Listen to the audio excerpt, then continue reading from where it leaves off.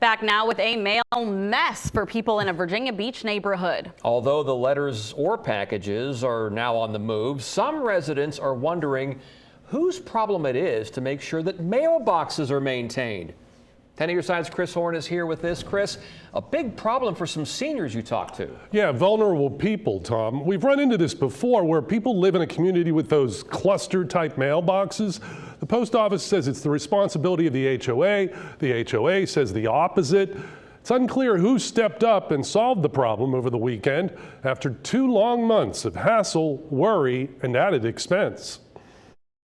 Mary Cotton says the problem started and the mail stopped back in March. It was the main door on the back of her cluster mailbox on Sylvan Lane and Green Run.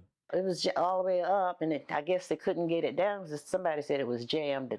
And then a couple of days later, when it was down, so I thought that the mail was being delivered. But no mail was being delivered for the next 2 months. Instead of the mail coming to her, Cotton had to go get it.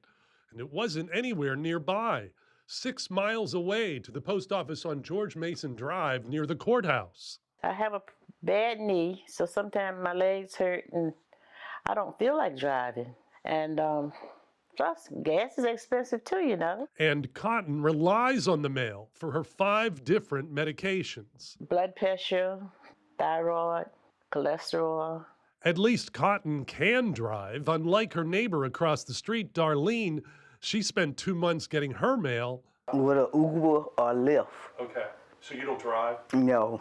So she was paying for rides to get something that would otherwise be free. And she was paying in other ways when her internet bill was delayed.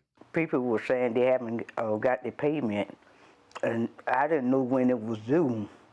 Okay. So I had to pay a late fee because I didn't get my mail. Both women say the post office and the Green Run HOA blamed each other for the 2-month inconvenience, but it's clear who they are blaming. I blame HOA because I paid him a fee, so I'm like, well, what are we paying our money for?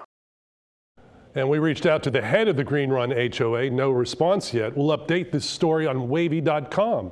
Chris Horn, 10 on your side.